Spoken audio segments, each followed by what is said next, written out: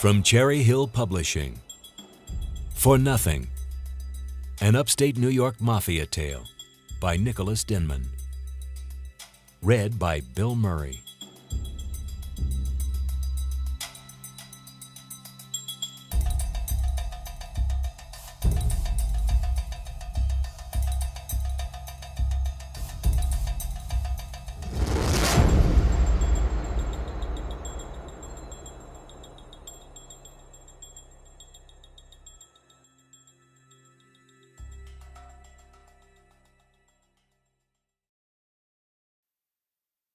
The lone assassin stood there a moment, contemplating the kill.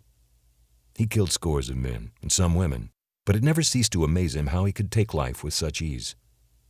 This last one was a joke. Jack should have been prepared. He knew the rules that they lived by.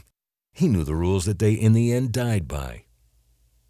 Rafael Rontego took another drag on his cigarette. He knew that time was not an issue in this particular district, but nevertheless he didn't want to take a chance. His employer owned the police, but he hadn't survived this long by leaving things to luck. Witnesses. He laughed at the notion, but took a cautious look around at the windows that overlooked the street. Drawn blinds greeted him. No one would be so foolish as to get involved with a hit. They too knew the rules. Besides, Rafael chose this district for just those reasons. The slum of this neighborhood didn't even begin to show up on the we-give-a-shit radar of the Buffalo City Police. Witnesses were not an issue here. He looked down as the body of his latest victim twitched. It looked somewhat eerie to the killer, splayed as it was under the lone street lamp of Walden Avenue. For a moment, Rafael thought perhaps Jack survived the shot to the chest, center mass. He flicked the ash from the tip of his cigarette and peered at the body with more intent. No, this one's dead. A chuckle slipped past his thin lips, along with the exhalation of his favorite smoke, as he realized that the twitch was just the nervous system's response. But Rafael hadn't survived this long by leaving anything to fate, God, chance, whatever people called it.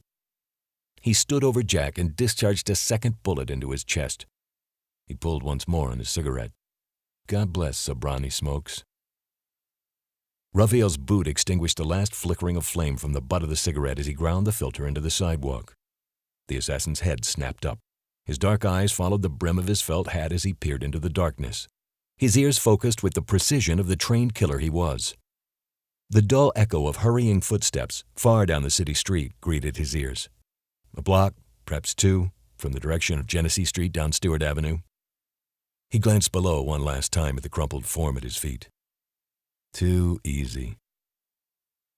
With a resigned sigh, Rafael Rontego spun about, his trench coat twirling behind him, and vanished into the darkness.